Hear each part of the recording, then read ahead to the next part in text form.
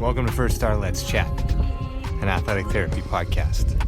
I'm your host, James Gardner, certified athletic therapist, certified strength and conditioning specialist, yoga instructor, human being. This platform, for the pros, by the pros, anybody in the performance space, and beyond. Welcome here to share in the stories of professionals, experiences, journeys, learning along the way. It's a platform to connect, to network, and to be a part of a community that cares, with conversations that matter, experiences that resonate, and generate ideas, thought-provoking, organic dialogue, passionate pros. Brought to you as always by First Star Therapy, Mobility Tape, Epic, and Benchmark Athletics. In association with the Canadian Athletic Therapists Association. It's First Star Let's Chat, an athletic therapy podcast. Thanks for being here. Thank you for being a part of it.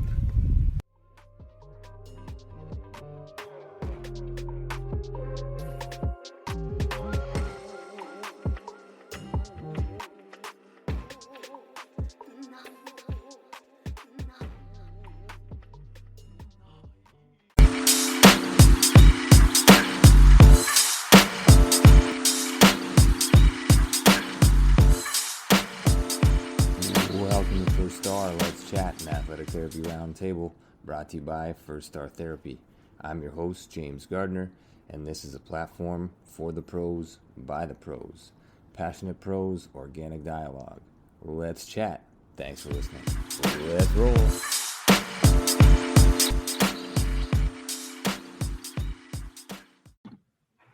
We are live. Session 69, First Star. Let's chat with Jasmine Baird here this evening as our guest. Before we get to her bio, just wanted to thank everybody for tuning in. A nice sized live audience here, and for everybody picking up the podcast afterwards, it goes a long way. Keep sharing, keep caring, keep doing all the things. This is going to be it's going to be amazing. A sport I'm not familiar with, a story I'm not overly familiar with, and an amazing individual sharing her sport, sharing her story, sharing her journey and her path. Our sponsors, as always, brought to you by First Star Therapy and Mobility Tape, the only heat-activated kinesiology tape on the market, and Epic, that's EPOCH. You can follow them at live.epic on Instagram, and Benchmark Athletics at Benchmark Athletics. Session 69, it's April, I think 18th. We're in a stay-at-home, no better place to be to have a conversation. Jasmine Baird, Canadian snowboarder in Slopestyle, and want to hear all about what that entails. She began snowboarding when she was 3 years old with the Beaver Valley Ski Club and has not looked back since, maybe a few times just to see who was behind her. But other than that, she's taken to the slopes around the world and navigated a career from crazy heights. When she's not on her board, she enjoys skateboarding, gym time, and yoga.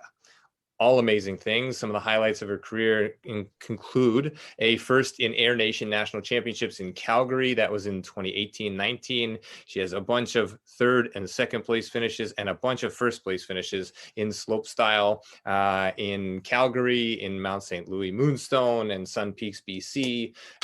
Jasmine, thanks so much for carving the time in here and making your way on board. I'll let you say hello and just want to jump into your story and share it with the world. Sweet. Thanks for that intro, James. My name's Jasmine Baird. I'm on Team Canada for snowboarding, and I compete in slopestyle and big air. And slopestyle is like the freestyle side of snowboarding with rails and jumps down a course. Usually we have like 6 or 7 features per course. And then big air is just the one big jump, usually like 60 to 80 feet, and you just send your tricks on there. But I've been on the Canadian national team for a year and a half now, and it's been really fun, like just getting to meet so many people, traveling a lot. It's been a really good time. Amazing. And I don't know, I could stop you there and just start to go down so many roads. 60 to 80 feet in the air is not something I do with regularity. It's not something a lot of listeners do with regularity. You started a while ago. I mean, you're not old, but you started at 3. Like, do you have to start at 3 to get that high in the air? Because I feel like there's no way I'm even getting off the ground. But you started and you navigated. Did you fall in love right away? Where did that interest kind of spark? And how has it grown since? Yeah, for sure. So my family has a chalet at the bottom of Beaver Valley Ski Club in Ontario, near like Collingwood area, sort of, and near Blue Mountain, probably a half hour from there. But yeah, it's just this private ski club, and ever since I was born, we've been going up on weekends during the winters and getting up and boarding. So yeah, when I was really young, like 3 or younger, my parents were getting me in on the harness and on the board, and I skied and snowboarded for the first few years, and eventually just really fell in love with snowboarding and chose that path. So stopped with the skiing, didn't have to keep buying 2 sets of equipment every year. So that was nice for my parents. But yeah, since then, I didn't get really into freestyle until I was about 14, I would say, and I'm 21 now. So yeah, I got into this girls group called Roxy Ride first when I was around 14, and that was at Beaver Valley. So yeah, that was sort of just like an intro to the park, got to meet other girls with the same interests that wanted to progress and learn tricks. So it was a really sweet starting point. And then from there, I went into the like full group that I had going on, like boys and girls mixed. And yeah, it was just older kids too. And we were just trying to move into the bigger park and bigger features. And after that, I switched over to Mount St. Louis. I don't know if you're familiar with that place, James. Yeah, I mean, I've heard of it. I'll be honest, I've never been there. Looking down a hill is not something that I don't know. I got to turn the other way. But tell us more. It's amazing to navigate. Obviously, Ontario is not quite as mountainous as some areas that you've been. So Yeah. Mount St. Louis was the next stop, and how did it go? How did it grow from that point? Yeah, so that was the first more high performance team I got on. It was called Icarus at the time. And yeah, it was a team where everyone on it was going to compete nationally, provincially, and yeah, just sort of get more into the competition side of snowboarding. So I was on that team for 2 seasons, I believe. And during the second season is when I started podiuming at nationals and stuff, and realizing like, okay, this is something I could actually keep going with and follow. So yeah, that's probably the first year it kicked off. Maybe I was like 16 by then. And the next thing was I got onto the next gen development team, which is, yeah, just basically the development team to progress to the national team. So yeah, I was scouted out at one of the nationals contests I was at when I came first, the one I think you mentioned at the start. And yeah, so from there I was put on that team, and there was only, I think, 4 girls on the team at that time and 3 on the national team. So yeah, it's just not like there's not a ton of girls in the sport, but it's definitely expanding and getting better, and girls are kind of catching up to the guys more at this point. And yeah, it's been really sweet. But yeah, so I was on next gen competing nationally for probably, I think, 3 years I was on that team, maybe just 2. No, I think 3. But yeah, the second and third year was when I started competing internationally, and yeah, I started traveling around the world more and getting into World Cups and more things like that. So that was sweet. And the last year I was on Next Gen, I podiumed at a World Cup. I got 3rd place in Italy. And that was kind of like the big thing for me that got me onto the national team. So yeah, since then I got on the national team, and yeah, now we're just chilling, riding around. Yeah, well, I mean, you say it so calmly, like I guess any snowboarder would. I mean, these are amazing things, and I go back to sort of the team name of Icarus, and I'm familiar with Greek mythology and sort of soaring up to the sky and getting a little too Yeah. close. But I've seen some of those pictures. I asked you to send me some videos and some of those pictures that you were essentially doing that minus the wings, and you're on the snowboard propelling yourself. Who knows? And what was it like the first time that you hit like a big air jump? Obviously you had built up towards it and little jumps along the way. Was there kind of this moment of like, man, I could do this forever, or has it just kind of just it's just grown sort of naturally along the way? Yeah, just starting out with provincial contests and then nationals and international, it's sort of as the contest grew bigger in like importance for me and higher level of riding, the features also would get progressively bigger and bigger. Like provincials, you'll see more like tubes and boxes, if you know what I mean, in the course, and maybe like 20 to 30 foot jumps. And then nationals would have more of the 40 to 50 foot jump range and more rails than boxes and stuff like that. And then international, what I'm competing in now is more like average 60 foot jumps, some smaller, some bigger, and yeah, all rails that are pretty high off the ground too. So yeah, it's been like not too bad progressing that way, since it wasn't like a huge jump. It never felt like a huge like go from just turning down the hill and now you're hitting 100-foot jumps. It was pretty progressive, so that was nice. But yeah, still I'll show up to some contests and just be like terrified of the jump. Some you're going in at like 80 kilometers an hour faster and you're just pinning it into this massive jump, and sometimes you still don't have the speed, sometimes you go too big, and yeah, so it's for sure still scary, but that's what I love about it and that's what keeps me going in it. Yeah, no, it's amazing. And sort of from the therapist standpoint, I have so many questions because I'm not familiar with the sport, and I'd love to get into some of that as well, because I know a bunch of our listeners are in the therapeutic side of things. I actually have a few questions that a great student at Sheridan College asked me. Can you ask her a few questions about sort of like where the therapy comes from and how many people they have and how to get involved and these kinds of things? Because they're studying for exams right now. So I have a few of those that I will get to. But before we go there, you're flying down at like 80 kilometers an hour on a board with like just this little helmet and like, I don't know, I guess trying to stay warm, but like, how does that force absorption feel when you hit the ground coming out of a jump? If you hit it clean, and then if you don't hit it clean, that's kind of where what is it experientially? Like, what does that do to your body when you nail it and when you don't? Yeah, it's definitely a crazy feeling either way. There's some jumps that are built really well. There's some really well-known globally park builders and jump builders, because they use all the math and everything, the physics, to build the jump so the takeoff angle matches the angle of the landing. Okay. And the steeper the landing, the less impact there is. And there's also this spot called the sweet spot on landing. So there's the ramp, like the takeoff, then there's the flat deck, and then it goes down into a landing. And if you land around like this part from the deck to the landing, that's called the knuckle, and it's pretty flat, so you're dropping like, I don't know, imagine jumping off like a 3-story building onto the flat ground. It pretty much feels like that if you knuckle.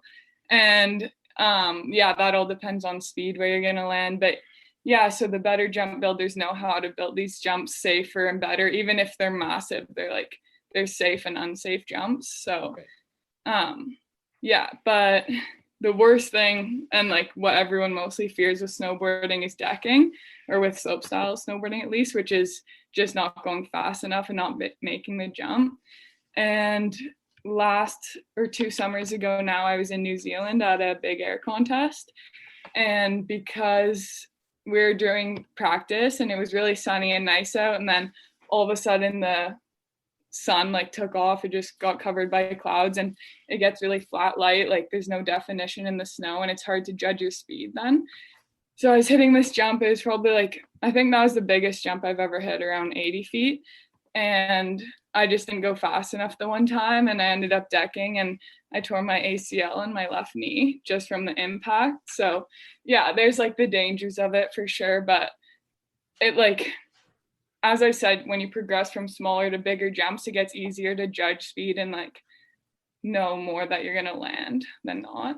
But yeah, it's a crazy feeling when you do land and you go huge, and it just feels so sweet, and the rush of adrenaline's insane because you're like, oh, could have died but didn't. And yeah, Yeah, I feel like it's this near-death experience almost every time, and so every time you do it, it's almost like you're that much more alive afterwards Actually. or during. I don't know. I don't think I would make it once, so I can't speak from experience, but certainly in sort of your analysis of it, I want to make sure that I'm at the safest slopes and the safest landing side. Like that's where I'm going if I'm ever going to try this.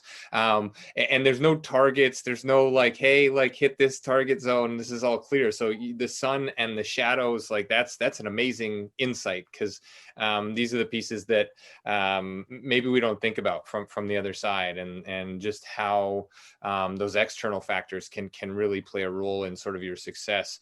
In terms of the sport slopestyle itself, when you're evaluated for your score, obviously you're going down, it's one person at a time kind of thing, and then you're evaluated. My basic research shows that you're judged, right? Like you're graded on your amplitude, your originality, right? Like so there's some artistry to it, and then sort of like the quality of the tricks that you do. Is that all encompassing, or are there some other factors that come into sort of the judgment in slopestyle? Yeah, you mainly got it there. What the judges use in most of the World Cup contests that I've been at is it's called DEAL, so DEAL, and it's difficulty, execution, amplitude, and landing. So yeah, those all factor in, like, yeah, doing a harder trick than someone, going bigger than someone. So like that means coming close to landing on the knuckle or going far down to the end of the landing. It's going to be a huge difference in points. How well you land, how you looked in the air and everything, if you held your grab long enough, if you just looked confident, clean, and you weren't like flailing your arms around. Everything about all those things make a huge difference in the points for sure. Yeah, no, I think that is just in terms of your insight to it, it just helps in sort of clarifying things for anybody who's not familiar with it, myself included. Some of the videos you sent, some of the stuff you post on Instagram, I'll just throw your Instagram handle out there for anybody who's not following this, because if you get a chance, check this stuff out. It's absolutely amazing. It's at Jasmine, JASMINE.Baird, BAIRD on Instagram, and check out some of these photos, some of these videos. What an amazing sort of adventure on a daily basis. Let's get into the therapy side sort of slowly. Where are you right now? You live out on the West Coast. Is that you're still out in Whistler in that area? Yeah, I've been living in Whistler for the past year and a half. It's been now, I'm pretty sure. Yeah, it's been really sweet out there. I live like a 20-second walk from the like Canadian Sport Institute gym, so it's all like, yeah, people on national teams have a variety of sports. But yeah, I've just been living in the Canada Snowboard townhouse that they've got down there, and yeah, it's been really sweet. But right now I'm in Calgary, just staying at an Airbnb, and I'm here for a couple weeks riding at Canada Olympic Park, which is just like the tiniest little hill in the middle of the city, if any of you are familiar with Calgary. Yeah. But Tiny, yeah, tiny to you. I'm sure massive. yeah. Well, coming from Ontario, it's probably about the same size as those hills, but compared to Whistler, yeah, it's small. Yeah, no, fair enough. It's honestly great for slopestyle because they just set up, the park groomers just set up a new park, some jumps and rails last week. Yeah. And the lap times up the chair are so fast. It's like a 5-minute lap. So if you think like every 7 minutes I'm getting to hit the jump and just keep lapping and trying things, compared to Whistler where it's like a 20-minute lap. So I'll get like, I don't know, way more hits being here, even though it's the tiny little hill. Yeah. So yeah, just a great training facility for that reason. Yeah, no, that's cool, and kind of poses a question in my mind of like, when you're training in a training session, how many runs would you do in a day as a training session? The reason I ask, just for comparison's sake, is we had one of the bobsleigh athletes on here in the past, Caden Johnson, and he was talking about, it's like 1 or 2 in a day, just because you get down and the G forces and all these different things, and then getting back up and all those different things. From your end, how many runs would you do in a day in terms of a successful training session? Yeah, again, it depends on like the size of the hill we're riding, how long the lap time is, but usually no matter where I am, I'm riding 4 or 5 hours a day as long as the weather is decent. And so for Whistler, that would mean about 4 laps an hour. So 20-25 laps Yeah. a day, which it's not that many. If you're trying to do a new trick, that if you're only getting 25 laps, it could take like full week to get it or so. But here at Canada Olympic Park, COP, probably getting like 8 laps an hour. So yeah, it's a lot more. Yeah, no, cool. But yeah, I'm normally in Whistler, so I'd say like 25. Okay. All right. Max. Yeah, no, it just in terms of training, that takes me to the next sort of question or segues over nicely to training. You're going down a hill, you're hitting a jump. You mentioned an ACL injury, which I'd love to get into some of that detail if you're comfortable going there and sharing that. But what does training look like outside of or out of the boots, off of the board in the gym? Is there a lot of sort of plyometrics? Is there a lot of stability work for the knee, ankle, hip region? Just for our listeners that geek out on that side of things, a little bit, if you'd get into that, that'd be great. Yeah, for sure. We do, like you said, lots of plyometrics, lots of stability stuff. I actually have one of my last training programs right here. I could sort of read it out to you, but we've got first, I always do a little mobility section. So there's a little back series, foot and ankle series, hip series, animal series we call it, which is like bear crawls. Yeah, love it. Bunnies, monkeys, stuff like that.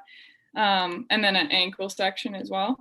And then there's a posture, breathing, and stability section, which includes agility, so like ladder drills. And the other thing he has here for this month was just child's pose and just doing dorsal breathing for like a minute, a couple times. So yeah, things like that. And then there's a reconditioning resiliency section, which for this one at least included single leg calf raises, single leg glute raise and side raise, and rear leg elevated split squat. So yeah, I definitely do a lot of single leg stuff in the main workout as well as in the warm-up section. I don't totally know the exact reasoning for that. You probably know more than I do about it, but sure. Since my ACL injury, at least, I was doing a lot of single leg stuff. Okay. And then we have a core section and a recovery section. But for my main workout, one example was rear leg elevated split squat, just with holding dumbbells, single leg Romanian deadlift, hanging rows, and eccentric dumbbell jump squat. Cool. So yeah, we just have like a lot of jumping things, a lot of mostly lower body, legs and everything. Usually one arm thing a day, but yeah, mostly lower body. Yeah, no, absolutely. Lots of mobility, stability, stuff like that. Yeah, and it's an individual sport, but you're obviously around other boarders and things like that when you're training. The workouts, do they go to the person or do they go to the team? Is everybody doing the same thing, or is yours sort of independent of others with some overlap? So for my team, we have our one personal trainer, Jeremy Shepard, and he's awesome, and he will customize a workout for each of us depending on what we need. So things like that. Usually we'll all be training at the same time, but we'll have a lot of things, especially in the warm-up, are very similar, but there's definitely, it pulls off into little customizations for each of us for sure. Yeah, it makes sense based on all of the things, right? Individual sort of metrics, right? Height, size, injury history, all kinds of those things. So that's a really cool insight into things. What does your team look like in terms of support? You mentioned sort of the strength and conditioning side. Therapeutically, do you have athletic therapists at the regular? Do you have a centralized group? Do they travel with you? And if so, are they responsible for you, the individual, Jasmine, or are they sort of responsible for the team? How does that look in terms of the therapy side of things? Yeah, our support team is like insane. They're so great. I love all of them. For the most part, we've got Jeremy is our strength and conditioning coach. So he's usually in the gym, but he does come on most trips with us.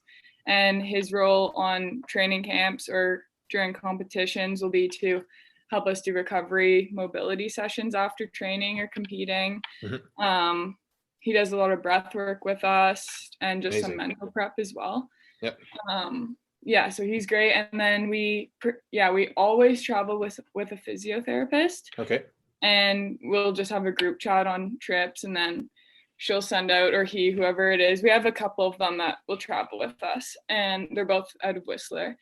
But they'll just send out a group text, like physio starting at whatever, 4 o'clock every half hour, and everyone just sends their name in and books a time. So yeah, it's super chill with that, and really, really nice to have them on trips. I don't know how I'd be able to ride as much as I do without them. Like, no chance. So yeah, it's sweet to have them along.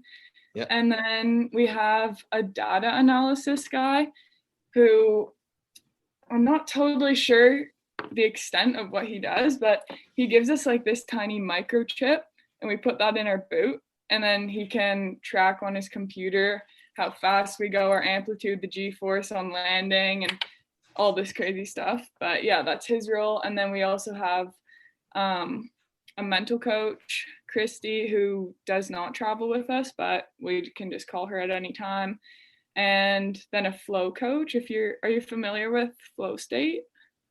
Yeah. But walk us through it. I think it's a great sort of avenue to expose people to.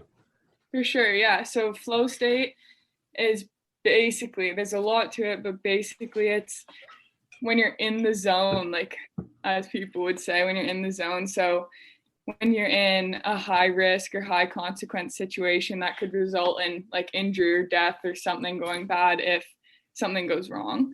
So for me, I'm in flow state whenever I fly off the jump takeoff, or if I'm on the rail, and you're just focused narrows onto what you're doing. And for me at least, and for most people, most of the time can really slow down. So within like half a second, if I feel something's wrong in the air, like I'm corking weird or going on a weird axis, then within half a second I've considered like 10 different possibilities of ways I could land with the least risk of injury or the most risk of landing on my feet still. And yeah, it's just a crazy feeling, and you're not thinking about anything else, and you're just very focused, very like not emotional, just very logical. And yeah, it's crazy. But Chris Bertram is our flow coach, and he doesn't really travel with us either, but he's always on the phone or setting up Zoom meetings. And yeah, it's really cool to have him along too. Awesome. What an amazing sort of support network and sort of holistic approach to care and a sport that really needs it, right? Like you're flying through the air, and exactly what you touched on. If you lose your concentration for even an instant, like to get that back within the next instant is going to be critical. You talked about New Zealand. You talked about hitting a landing sort of semi-awkward, and that's what resulted in the ACL injury. It was your left knee. I don't know if you always land facing one way or facing the other, if we call it a lead leg for your drop-ins and things like this. Does any of that sort of play a role in terms of I don't know, common injuries that you've come across in your time? Like you've been snowboarding a long time, you haven't had hopefully too many injuries, but an ACL injury becomes, fairly significant. Take away the fairly, it's a significant injury, a disruption to the stability of the knee. So let me rephrase all of that. When it happened, did you hit and know right away? Was it a hyperextension? Was it a twist? Did your foot get locked in?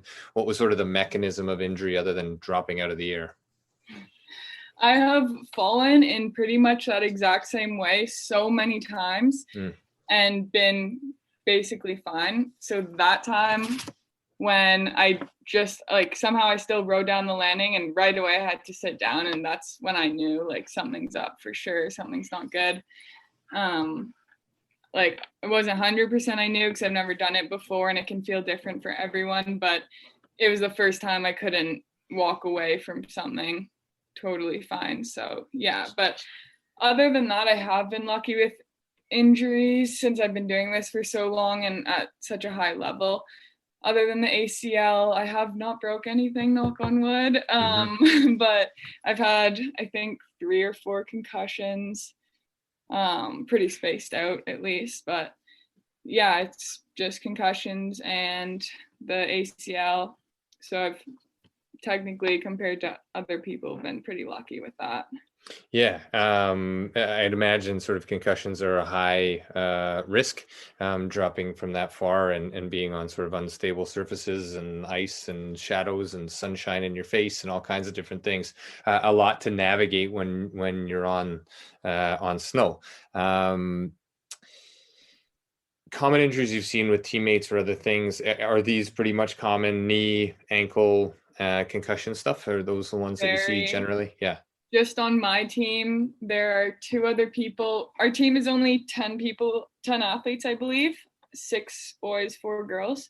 And one of the boys has torn his same knee ACL twice. Wow. One of the girls has done her same knee ACL twice.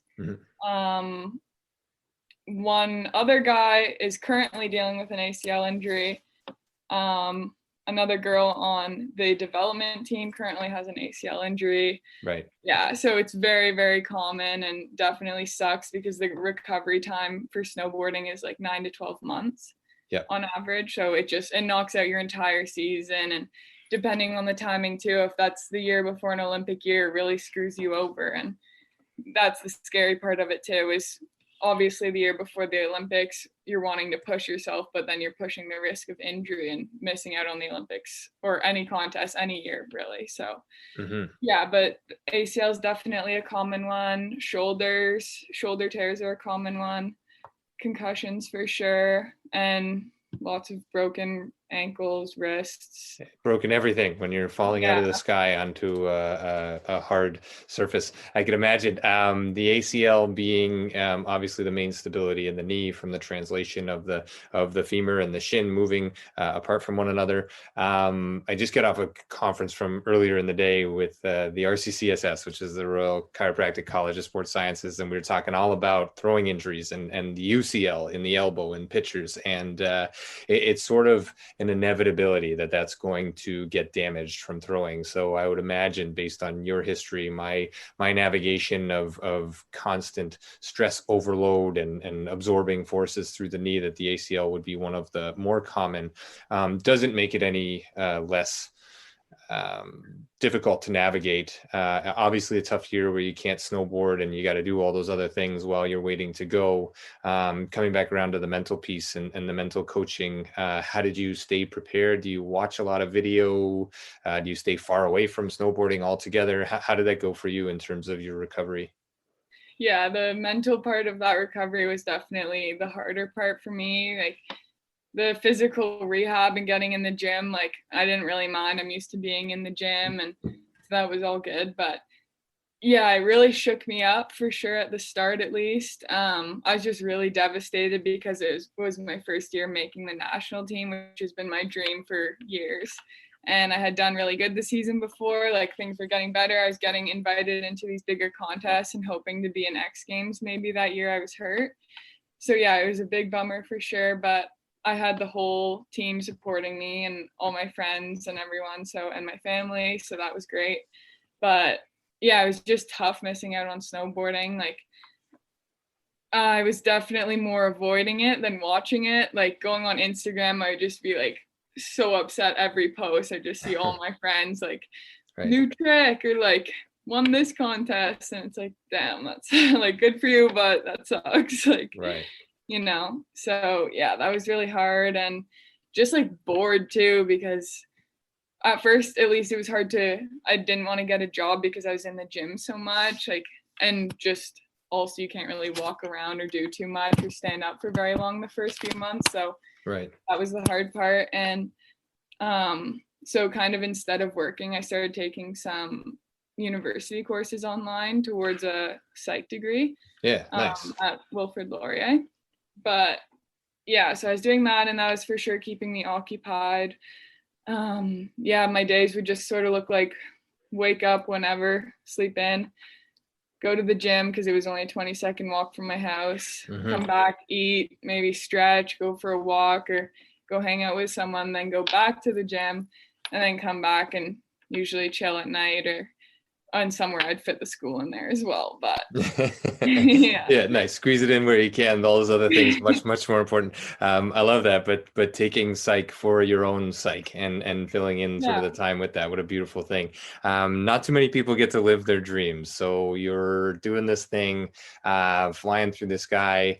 Mom's on the call tonight. You got family back here in Ontario, and what an amazing story to share. And I just keep picturing like you're living your dream, and at the same time it almost seems like a dream, like you're way up in the clouds, you're doing this amazing stuff. What an amazing, man, I'm just blown away by every time I look at some of the stuff that you're doing. And what an honor, Dad, to have you on here and to sort of share your story. Coming back around from the ACL injury, you talk about the psych component, and what we found typically as practitioners is there's a point where you, the athlete, feel like you can do way more than what physiologically we would say. You said 9 to 12 months. I would venture to say that's, pretty early, 9 months to drop in and drop out of the sky and absorb all those forces. But with a quality rehab, we've seen, ACLs can turn around, obviously, fairly quickly after reconstruction. Was there a point in your rehab where you felt like I got to do more, or you were ready before getting clearance, or were you just were you okay taking the direction as given? Yeah, it was definitely hard for me to sort of hold back and listen to what I was being told and everything. Around 9 months, when it was last March, I was supposed to start riding again, is exactly when COVID hit and everything got shut down.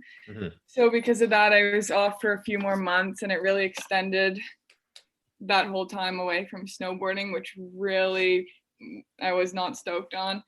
But the good part of it is that the longer you wait before getting back on snow, the way less chance of re-tearing it.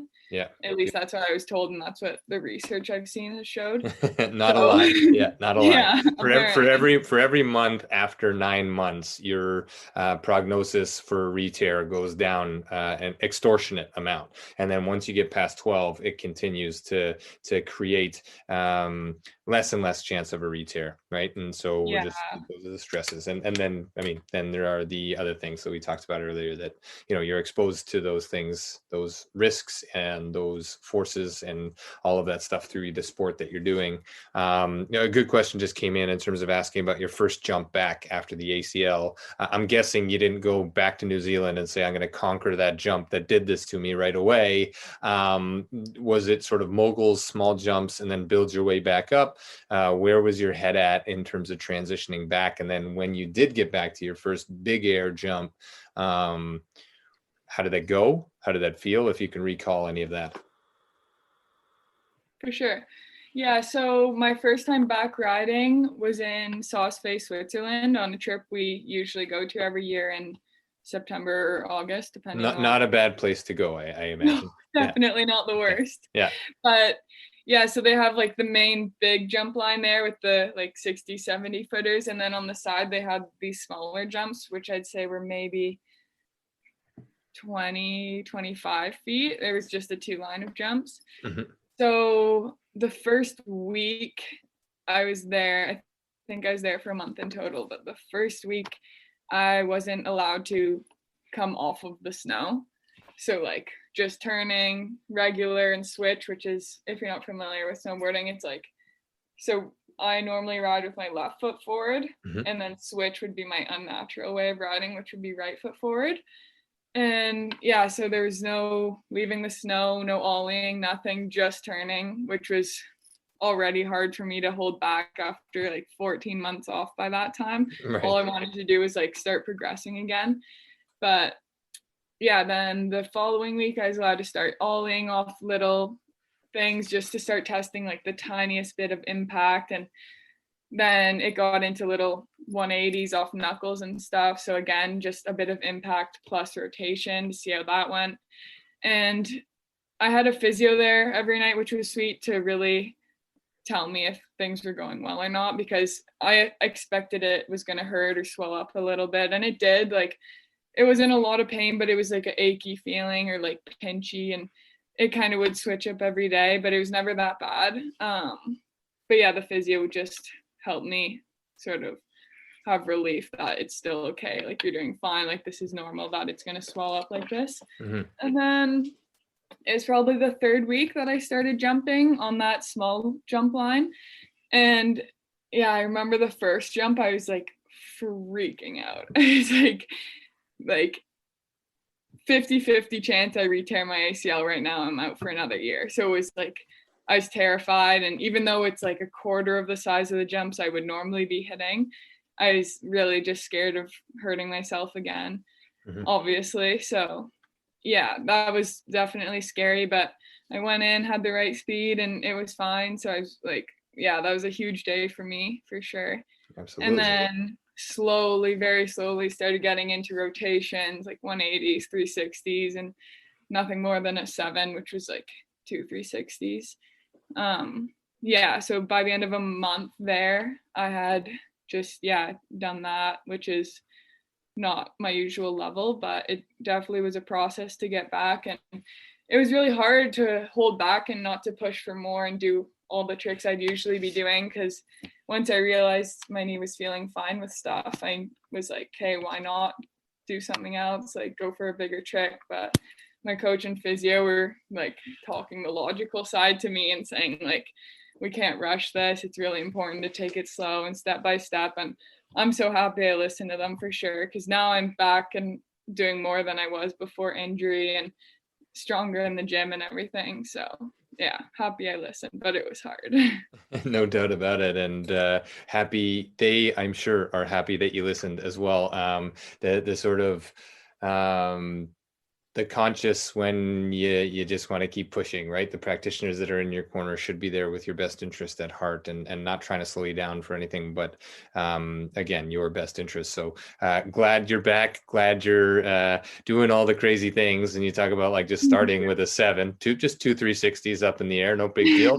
I don't even do that on my feet, like walking around. I get dizzy if I turn once one way. So maybe that's just, I was not meant to get anywhere near a snowboard. But or you just haven't been doing it as much as me, which is every day, all the time. Okay, fair too. But at this point in time, I don't know if it's ever going to happen. But hey, if there's ever an opportunity to get out west and you can show me how that's done, I will watch gladly. And watch. I don't know, maybe close my eyes, or suggest like having some bumpers or pillows at the bottom. I don't know. It just feels drastic. It's an amazing thing to watch. And I'm sure the people that are in and around supporting it, just as lovely as you are. This has been an amazing talk, and we'll wrap it up in a couple minutes here. I know you've got some things to do this evening, and it's a Sunday night. It's April 18th. We're in another stay-at-home here. COVID, obviously, maybe a blessing in disguise in terms of your recovery, where you got a few extra months to sort of hold off and not let the dog off the chain, so to speak. Most athletes are chomping at the bit, and a little bit extra time goes a long way when it comes to ACL and recovering and returning to sport to the level or a higher level. In the last year, you've recovered, you're back at it. Where have you traveled in this past few months that you've been allowed to do so? And what's next on your training schedule? Yeah, for sure. And I realized I forgot to answer about what my first big air contest back was, but that was also the first contest of my season. So after that Switzerland trip where I was getting back into riding, we went up to I believe Yukon was the next trip. So yeah, we all just headed up north to Yukon, where we've been a couple times before, and just had one jump there. And that was the first time I started hitting like a big jump again, which felt really good. Doing some of my bigger tricks, and I was like, okay, starting to feel like myself again. And instead of feeling like I'm doing rehab and recovering, it started to feel like I'm snowboarding again, like feeling more confident in my knee. So after Yukon, we went to, can't even remember what was next. Oh, Calgary. We came back here. We were riding here for a bit. And then the first contest of the season was in January, I believe, in Austria. And we had a big air there. So that was my first contest back. And that was the biggest jump I had hit since my injury. So I was pretty scared. Again, it was probably like a 75 foot.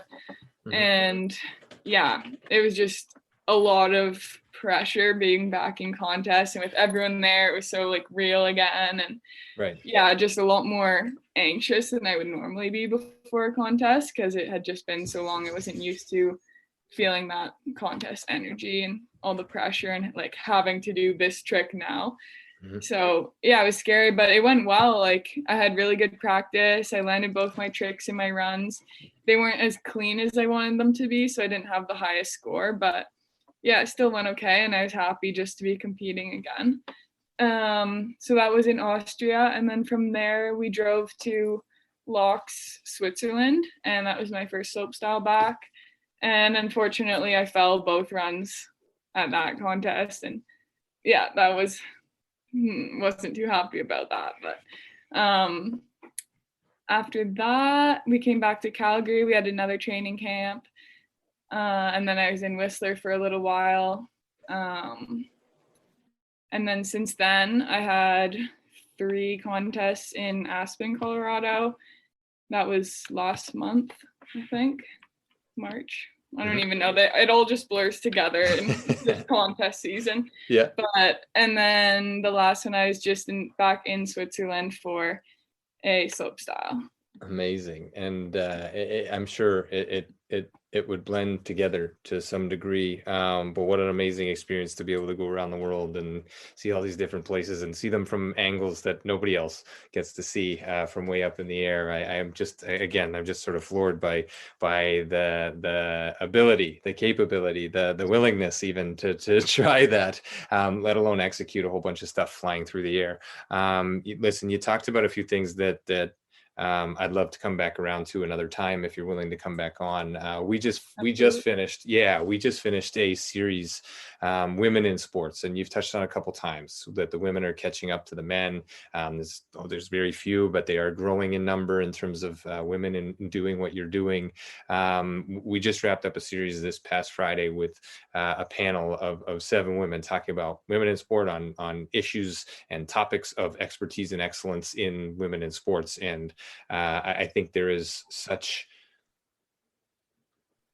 a need to highlight this and to bring this to the forefront. So if and when you're ready, don't say yes on air because somebody will hold you to it. But if and when you have some more downtime, I'd love to get you back on and have you on a panel with some other athletes and some other practitioners talking about that, because it goes a long way. And that was amazing. Your recovery from injury, your recovery and sharing sort of the psychological components of your recovery, not easy to talk about, I'm sure, but your willingness to do it, your willingness to jump on here, talk a little bit about what it is that you do, your spirit, your passion, your drive to succeed in this and everything else is alive and well. Certainly we feel it through this conversation. And I'll wrap it up here shortly. But let me just get to next week and then come back. I have one more question for you before I let you run off.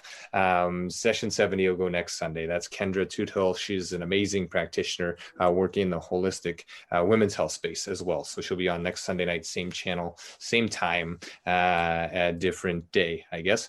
And that's what's next in terms of First Star Let's Chat. This is session 69 with Jasmine Baird, Canadian national snowboarder, an amazing individual, sharing her story, sharing her path, and dropping into some amazing things and onto some amazing things. Snowboarding, one thing that always stands out to me in my mind is like, there was this hill in our neighborhood that was maybe, I don't know, 12 feet from top to bottom, but like it felt really strange for me to put my feet facing this way and then going that way. The technology, I'm sure, has changed since I tried that, but I just felt like locked in and couldn't move. And I think that was maybe my first exposure ever to like, oh, that's an ACL, but I didn't know what an ACL was because like my feet were locked in and my knee was kind of twisting. And I was like, that doesn't feel right. Didn't damage my knee or anything, but that was sort of just like walking by and someone was like, hey, come try this. And I was like, yeah, this looks cool. Not cool for me, but I never went back to it. Is that something that like equipment, let's talk a little bit about equipment, because obviously as a practitioner, we consider equipment, we consider what you're wearing, how to get you in and out of stuff in case there's an injury, how to splint something in case it's broken or something like that. Not that we wish that upon you. Got lots of wood around here too. How does equipment, how has it progressed through sort of like through your career? And are there some things that people should know about the equipment that you're using in slopestyle and big air? For the actual snowboard, there's so many different kinds for the different type of riding you're doing. Wouldn't really say there's like a safety aspect to it or something like a preventative thing to make sure you're not going to get injured depending on the type of board. But yeah, there's different types. And then for boots, I'd say boots are probably one of the more important things for just kind of less risk of injury, just because like the stiffer, the tighter that your boots can be, the more your ankle will be held in place. And if your ankle's held better, it's going to connect, help your knee stay more stabilized and everything. So yeah, there's that. But other than that, you've just got the bindings that'll attach you to your board. And yeah, I don't really wear anything else. I know some people wear like butt pads. They're like a pair of shorts that are really cushiony, so you could throw those on. Since I hurt my knee, I do wear, I've got it right here actually, this knee brace. It's just, It's like basically a sock, but it's got some sort of like rod down each side. Pretty much everyone else I know that's had an ACL injury will ride with one of those big braces pretty much for years after, like the big ones with the Velcro, like 4 straps, 2 across the thigh and 2 below your knee. But I was just never really into that one. I tried one on, but it didn't really feel like that much different than the sock thing, honestly. So I'm just stuck with this gray and blue one here. There's this new brand of leggings that's sort of partnering with my team called Stoko.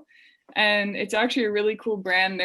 Their sort of thing is you can wear these leggings instead of wearing a brace. And they've got like, do you know what BOA is? Okay. Yep. Yeah, it's like the little click thing and you spin it and tighten it and all these like strings tighten.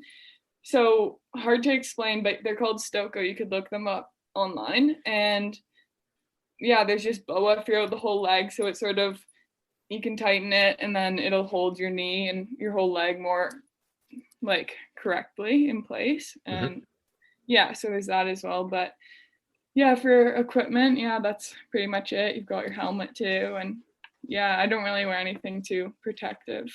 Right. Well, I'm going to create something for snowboarding and strictly for myself. It's going to be like you've seen Ghostbusters. It's like the Stay Puft Marshmallow Man. That's the suit that I'm going to wear if I ever make it out to see you and you push me from behind. I might be sitting on the snowboard. That might be illegal, but that's I think that's probably the extent of me going down a snow hill. But amazing stuff that you're doing. Again, it's Jasmine Baird. It's at jasmine.baird on Instagram. Follow her, check her out, support her journey. Big things coming. Big Air always. What an amazing conversation this evening. I'll let you run. Thank you so much for your time. Thank you to everybody who's been here live. Thank you for everybody picking up this conversation. Don't forget, reach out, connect, tell somebody about this, talk to somebody, reach out to Jasmine if you so choose.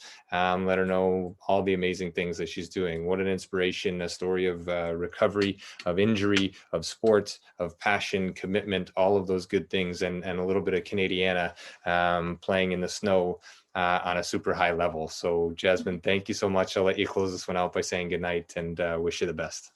For sure. Yeah. Thank you everyone for watching. And if anyone does have any other questions, you can message me on Instagram, and my email is also on my profile or phone number too. So go ahead and ask whatever. But yeah, thanks for watching, and thanks so much, James. It was great to connect with you, and this is a fun chat. Yeah, you as well. I'll let you go. Good luck tonight. Be well, stay safe, and I don't know, go really high in the air and do a bunch of spins, but land safely. Have a great night, everybody. Sweet, will do. All right. Thank you. Bye. Good night. Night.